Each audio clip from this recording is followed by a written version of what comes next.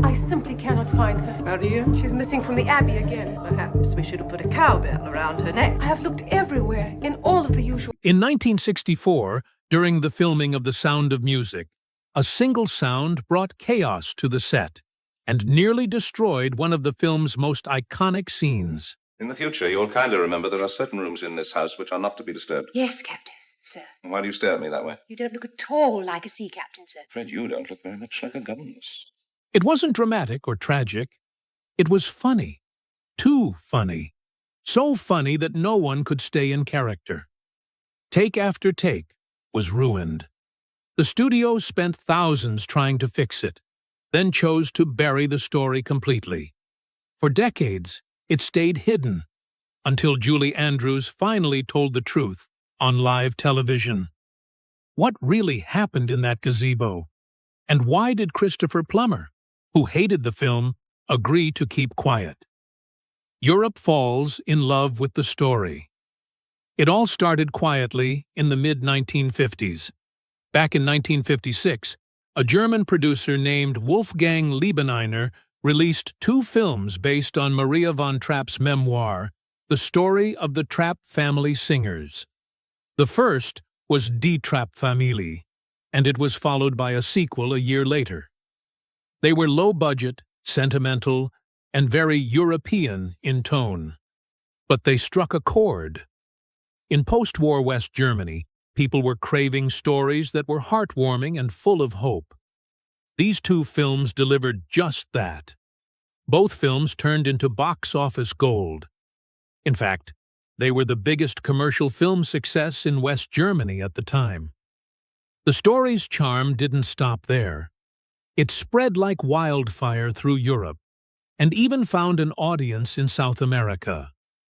People across different languages and cultures connected with the image of a musical Austrian family standing up to the Nazis and choosing love over fear. But when the films were shown to American studios, the reaction was not great. To put it nicely, Hollywood thought the movies looked like a high school play, too sentimental, too corny, too foreign.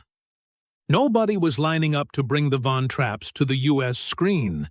That is, until a man named Vincent J. Dunhue stepped in. Dunhue was no ordinary director. He had just won a Tony Award and had a sharp eye for stories that could move people. Paramount sent him to scout out new projects, and he happened to screen the German Trapp family movies. At first, he had the same reaction everyone else did, clumsy and awkward. But then, something unexpected happened. Beneath the low-budget production and outdated style, he saw something real. The story had soul. It had heart. And Dunhue said something no one had dared to say before. You can't make this a film. You have to turn it into a Broadway musical. For Mary Martin. That one sentence flipped the switch and triggered a chain reaction that would lead to one of the biggest musicals in history. But none of it would have happened if Maria von Trapp hadn't made a very unusual, and some might say terrible, business decision years earlier. The $9,000 deal. Maria von Trapp was no Hollywood insider. She had no agent, no lawyers looking out for her. She was just trying to support her family. So, when German filmmakers came knocking in the early 1950s asking to buy her life story, she said yes, for a one-time payment of just $9,000. Now, that might sound small. And it was. Even in 1950s money, it wasn't much. Adjusted for today, it's about $104,000. Not bad for a quick deal, but a tiny fraction of what was coming down the line. And to make things worse, Maria had unknowingly signed away more than she realized. Hollywood came calling later, offering to buy the title of her book, hoping to skip the rights issues and just adapt a story inspired by it. But Maria stood her ground. She insisted that if her family's story was going to be told, it had to be told truthfully and in full, no cherry-picking. By the late 1950s, Mary Martin, the biggest Broadway star of the era, and her husband, Richard Halliday, were determined to bring the Von Trapp story to the stage. As it turned out, Maria Von Trapp was deep in the jungles of Papua New Guinea, doing missionary work with Father Franz Wasner, the family's longtime musical director. They had no phones, no internet, just handwritten letters. And those letters? Maria didn't even open them. Every time they arrived at a new mission post, a pile of mail would be waiting, often with letters from some couple in America trying to talk to her about Broadway. She tore them up, literally. Maria wasn't interested in showbiz. She was focused on serving people in remote villages, running clinics, teaching music, and living simply. Broadway was the last thing on her mind. But then something unexpected happened. When Maria and Father Wasner finally returned to the U.S. by ship, they docked in San Francisco, and waiting for them at the pier was none other than Richard Halliday. He handed Maria 2 tickets to see his wife perform in Annie Get Your Gun. Maria agreed to go, probably just to be polite. But what she saw on that stage blew her away. Mary Martin was charming, powerful, and magnetic. Maria was moved, but still had bad news to deliver. She explained she had already sold the film rights to the Germans years ago. That door was technically closed. Still, she gave the couple a surprising green light. "You're welcome to give it your best shot," she told them. That one chance, one casual okay from Maria, would kick off one of Broadway's biggest legends, the gamble that paid off. When producers first got serious about turning Maria Von Trapp's life into a stage musical, they had a very different plan. The idea was to mix traditional Austrian folk songs, like the real tunes the Trapp family sang in concerts, with just a few new songs to help tie the story together. Think a little Broadway flavor sprinkled over old European charm. But when they approached Richard Rodgers and Oscar Hammerstein to write just 1 or 2 songs, the legendary duo didn't hold back. Rodgers and Hammerstein basically said, "Thanks, but no thanks. Either we write the whole thing, or we're out." They didn't want their work clashing with old Austrian ballads. It was all or nothing. And that moment changed everything. The producers hit pause. Rodgers and Hammerstein still had to finish Flower Drum Song, so the new project was shelved temporarily. But when they finally returned to the Von Trapp story, they rewrote the entire concept from scratch, with all original songs. And not just any songs. We're talking about classics like My Favorite Things, Do Re Mi, Edelweiss, and Climb Every Mountain, songs that the world still sings today. Then came opening night, November 16th, 1959. The curtain rose at the Lunt-Fontanne Theater on Broadway with Mary Martin as Maria and Theodore Beichel as Captain Von Trapp. The production cost $400,000 to stage. A hefty budget back then. But the buzz was electric. Ticket sales exploded, eventually raking in over $232 million in advanced bookings alone. Let that sink in. Over $232 million, before most people had even seen the show. Mary Martin barely took a day off. She only missed 1 performance in the entire run. The show ran for 1,443 performances, nearly 4 years, before closing in June 1963. But by the summer of 1960, something else started heating up. A bidding war for the movie rights. Studios knew this wasn't just a hit. It was a phenomenon. 20th Century Fox came out on top, shelling out $1,250,000 for the rights, which would be more than $13 million in today's money. That was a shocking number, especially for a studio in deep trouble. Why? Because Cleopatra, Fox's previous big-budget epic had nearly destroyed them. It went $15 million over budget and took down careers with it. Fox was bleeding money, so when they bought the rights to The Sound of Music, people thought they were crazy. But the contract had one sneaky little clause. If the film made more than $12.5 million, Rodgers and Hammerstein's estate would get 10% of the profits. Co-writer Howard Lindsay literally laughed at it. He didn't think the movie would get anywhere near that number. He couldn't have been more wrong. And now we get to one of the biggest what-ifs in Hollywood casting history. Julie Andrews' Revenge, Hollywood's big mistake. By the early 1960s, Julie Andrews had already conquered the stage. She was beloved for her role as Eliza Doolittle in My Fair Lady on Broadway. Her voice was stunning, her charm undeniable. But when it came time to turn My Fair Lady into a film, Hollywood turned its back on her. The studio heads said she wasn't camera-ready. In other words, they thought she wasn't glamorous enough for the big screen. So instead of casting the woman who made the role famous, they chose Audrey Hepburn, a move that stunned Broadway fans. Audrey was elegant, sure, but she couldn't sing like Julie. In fact, most of her songs in the film had to be dubbed. Julie was devastated. She had carried My Fair Lady for years, only to be passed over at the biggest moment.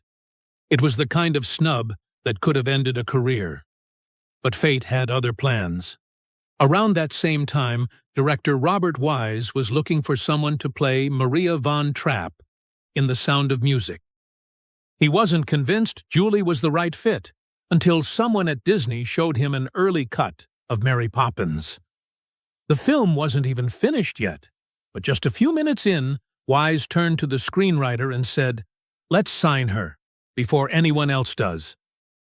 Julie was offered the role of Maria for a flat fee of $225,000. In today's money, that's about $2.28 million. It was a decent paycheck for a rising star, but here's the catch. There were no royalties, no bonuses, and no box office cut. Once she cashed that check, that was it. Meanwhile, Mary Martin, who had played Maria on stage, had negotiated a very different deal.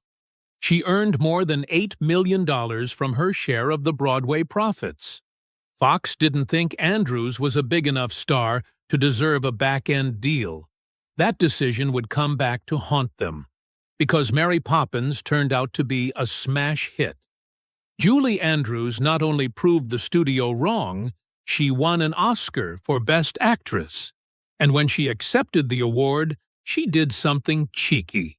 She thanked Jack Warner, the very man who had rejected her for My Fair Lady.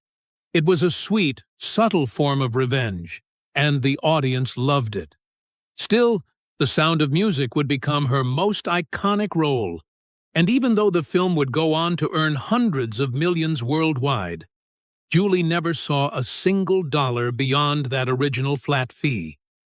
And she wasn't the only one Fox tried to shortchange. The role no one wanted. While Julie Andrews was already charming everyone behind the scenes, casting her on-screen partner was turning into a serious headache. The role of Captain Georg von Trapp should have been a dream gig. He was the handsome, brooding widower who slowly falls in love with Maria. But here's the thing. No major actor wanted to play him.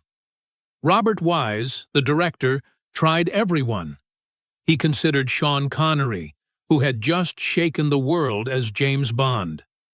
He also reached out to Richard Burton, known for his intense performances and his rocky relationship with Elizabeth Taylor. Even Bing Crosby was floated as a possibility, but none of them fit the tone or spirit of the film. Some said no, others just didn't seem right. Then came Christopher Plummer. He was classically trained, elegant, and sharp, but he didn't like the script. At all. In fact, Plummer thought the sound of music was too sweet, too sentimental. He called it the sound of mucus behind the scenes and turned down the role several times. The idea of playing a strict, emotionally stiff father in a musical didn't interest him, but Robert Wise believed in him, so he flew to London to convince Plummer face to face. Plummer agreed, but only under one condition. He wanted to reshape the character. He told the writers the captain needed more depth, more heart, better dialogue, and most of all, he needed his own song, something to show his emotional side. That's how Edelweiss ended up in the film. It's not an Austrian folk song, like many believe.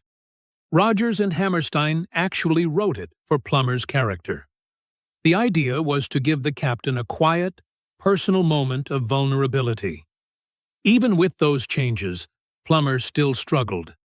He later admitted that he drank through parts of the shoot. During the filming of the family's big farewell performance to the Nazis, arguably one of the most intense scenes, Plummer was actually drunk. He said it helped him get through the stiffness of the role. Despite all the tension, his performance worked. He brought dignity and restraint to the captain, making the character's transformation from cold disciplinarian to loving father feel real, and audiences fell in love with it. But here's a wild twist. Christopher Plummer also had a flat contract. No royalties, no back-end deal. Just like Julie Andrews, he walked away with a set paycheck. As the film went on to gross over $286 million around the world, both stars watched from the sidelines, cheered, but did not receive beyond what was agreed on. And while the adults were dealing with contracts and rewrites, the younger cast members were about to face their own chaos. Liesl, Friedrich, and the future stars. The search for the Von Trapp children was anything but simple, and the competition was fierce. Take the role of Liesl, the oldest daughter. Believe it or not, a young Mia Farrow auditioned 3 times. She was only 20, still fresh-faced and delicate. The casting team's notes were blunt. Sweet, but no spark. Not enough energy. Can't really dance. That was that. Farrow was out. Ironically, the woman who did get the part, Charmian Carr, was actually 21, not years old. 21 years older than Farrow. Yep, Carr was cast to play 16 while already in her 20s, but she had something Farrow didn't. This confident glow and graceful charm that lit up every room. Losing out on the sound of music may have stung for Farrow, but it opened the door to something even bigger. Just a few years later, she'd terrify the world in Rosemary's Baby, and her Hollywood path would never be the same. As for Friedrich, the second oldest Arterus child, one of the actors who auditioned was Kurt Russell. Yes, the same Kurt Russell who would later become an action star. Patty Duke and Terry Garr also threw their names in. But in the end, the role went to Nicholas Hammond, a thoughtful, 15-year-old kid with a calm intensity the director loved. Years later, Hammond made history in a whole new way. He became the very first live-action Spider-Man on television in 1977.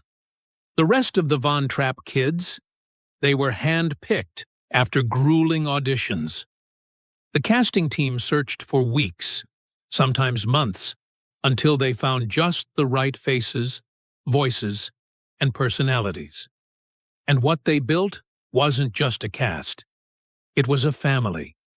Even decades later, the actors who played the children remained close. They reunited often, supported each other through life events, and kept in touch with both Julie Andrews and Christopher Plummer until the very end. Their bond felt real because it was real, and the world noticed. The box office takeover. For nearly 3 decades, one film ruled Hollywood's box office like an untouchable king. Gone with the Wind. Since its release in 1939, it sat at the top, undefeated, through wars, golden ages, and new technologies. Then came The Sound of Music. When it was released in 1965, no one saw this coming. But by November of 1966, just 18 months later, it had done the impossible. It dethroned Gone with the Wind, raking in an unheard-of $286 million at the global box office. And here's the thing. That was not inflated modern money. That was actual earnings based on ticket prices from the 1960s, which makes it even more incredible. To put it another way, The Sound of Music sold 283 million tickets around the world. That's nearly 1 out of every 12 people alive at the time. People who didn't even speak English were humming Do-Re-Mi in villages without electricity. Folks still recognized Edelweiss. And there was no viral marketing, no online trailers, no streaming platforms. Just word of mouth, radio mentions, glowing reviews, and families going back to see it a second, third, even 10th time. It became more than a film. It became a global phenomenon, a moment in history that people shared, regardless of country, language, or age. And then came the cherry on top, the Oscars. The Sound of Music swept the Academy Awards, winning 5: Best Picture, Best Director, Best Sound, Best Editing, and Best Score. Director Robert Wise, who had already made waves with West Side Story, proved that lightning could strike twice. This wasn't just a fluffy musical anymore. Critics had to admit it. It was art. Every technical detail, every beat of editing, every soft piano note and crisp footstep was noticed and honored. However, what people didn't notice, what they were never supposed to know, was the chaos behind one of the film's most romantic scenes. The gazebo scene disaster, the forbidden scene. The gazebo scene between Maria and Captain Von Trapp is one of the most beloved romantic moments in movie history. You know the one: soft moonlight, quiet music, a slow kiss as they finally confess their love.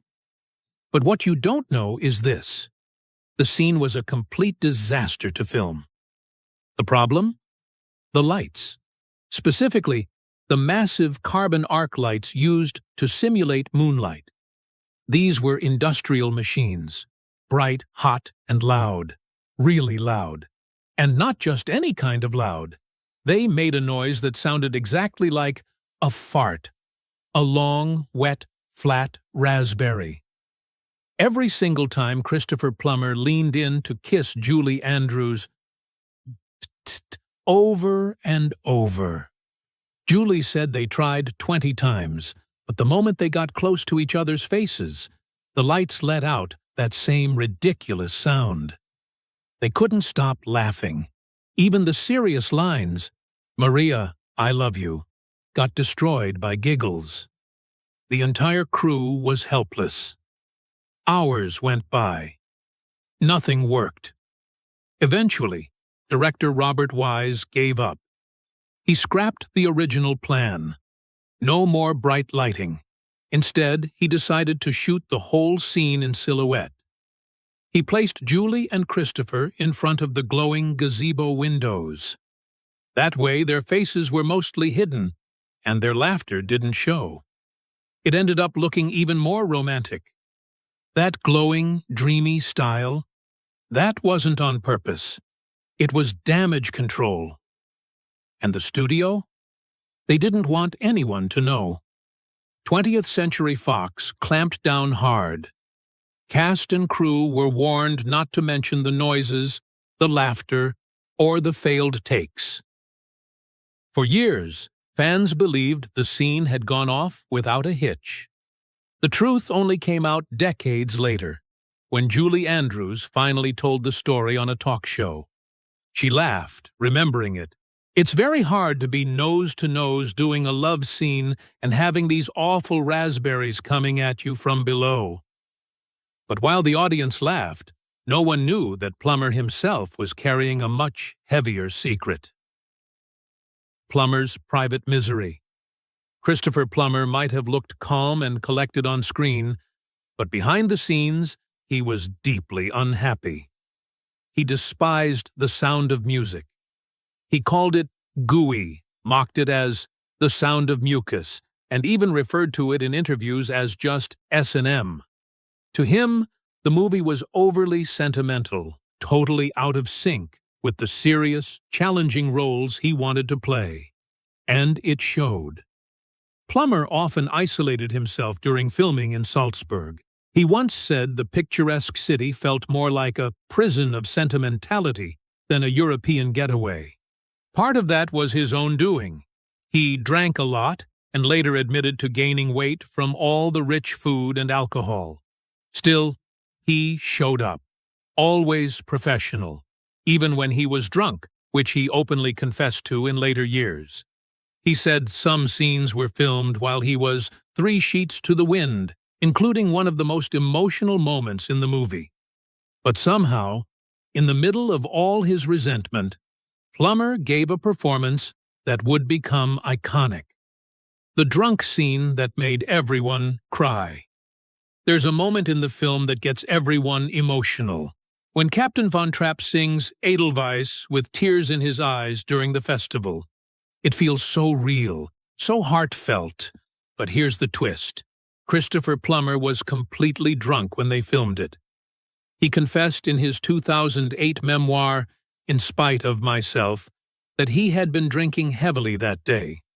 He called himself a young and arrogant bastard who had no real connection to the film's sentimental tone. And yet, he managed to deliver a performance that moved millions. And that's the irony. The scene many fans point to as proof of his character's emotional transformation was carried by an actor who could barely stand straight. Hollywood magic at its finest, or its most bizarre. But that wasn't even the biggest blow to his pride. The voice that wasn't his. You know those scenes where Captain Von Trapp sings? Yeah, that's not Plummer singing. At least not most of the time. Turns out, the high notes and extended vocal parts were performed by Bill Lee, a professional singer who also did vocals for Disney movies like Sleeping Beauty and Mary Poppins. Plummer's speaking voice was used for transitions and dialogue, but when the real singing kicked in, especially in Edelweiss, Lee took over. Plummer was furious. He felt the decision undermined his performance. But the producers didn't think he could pull off the vocal demands, and they weren't taking chances. Ironically, most fans never noticed. Lee's voice blended so seamlessly that people still believe they're hearing Plummer sing. By the time the movie came out, Plummer was so annoyed he could barely say the film's name without an eye roll. But decades later, he admitted the film had charmed him in the end. It just took a few decades, and a lot of time away from the spotlight, for him to see the impact it had on the world. And while Plummer was quietly battling his own demons, things on set were getting dangerously real for others too. The day little Gretel almost died. Filming in Salzburg wasn't just emotionally draining, it was physically dangerous. During the boat scene where the Von Trapp children fall into the lake, 5-year-old Kim Karath, who played little Gretel, nearly drowned. Here's what really happened. Just before shooting, the crew informed Julie Andrews that Kim couldn't swim. So the plan was for Andrews to fall toward the child when the boat tipped and grab her immediately. But when the boat flipped, everything went wrong. Andrews fell backward, away from Gretel. Kim slipped under the water twice before another actor jumped in to pull her out. She ended up vomiting from swallowing lake water and developed a fear of swimming that lasted for years. Even Julie Andrews was shaken. She later called the incident one of the scariest moments on set. But Gretel wasn't the only one who took a hit filming those now iconic scenes. The magical opening scene that slammed Julie Andrews into the ground. We all remember it. Julie Andrews, arms outstretched, twirling through a green alpine meadow as the camera soars above her. It looks peaceful, joyful, like something out of a dream. But here's what the audience didn't see. To get that sweeping aerial shot, a helicopter had to fly just 20 feet above her. Each time it circled around, the wind from the blades slammed Andrews flat into the grass. She was knocked over again and again, at least 6 or 7 times, and had to keep getting up, brushing off dirt and smiling like nothing happened. She later joked in interviews that she was almost launched into Austria. The scene looked magical, but filming it felt like a full-body tackle from the sky. A beautiful disaster in Salzburg. Filming in Salzburg looked like a dream. Rolling hills, perfect meadows, fairy tale castles. It was the ideal setting for a musical. But behind the beauty was a nightmare. The original budget for the film was $8.2 million, already expensive for the mid-1960s. But no one warned the crew that Salzburg had some of the worst weather in Europe. 1964 turned out to be one of the wettest years on record. Director Robert Wise thought they could wrap up location shooting in 6 weeks. It ended up taking 11. Rain delays brought everything to a standstill. Over 250 cast and crew members sat around in soggy clothes, wasting time and burning through the budget. The cost of hotel rooms, equipment repairs, extra meals, and rising wages made the studio executives sweat. Fox was already reeling from the disaster that was Cleopatra, and now this cheerful little musical was threatening to blow up just as badly. One studio insider even whispered, "This movie might be the end of us." But there was one more unexpected shakeup that made things even riskier. The director who walked away. Long before Robert Wise was hired, the legendary director William Wyler was supposed to lead The Sound of Music. In early 1963, he even quit his spot on Fox's board to avoid a conflict of interest. That's how serious it looked. But Wyler had doubts from the start. He didn't like the stage musical. He didn't feel connected to the script. Even when he flew to New York to see the Broadway show, he left confused. The songs didn't feel natural to him. They just didn't fit the story.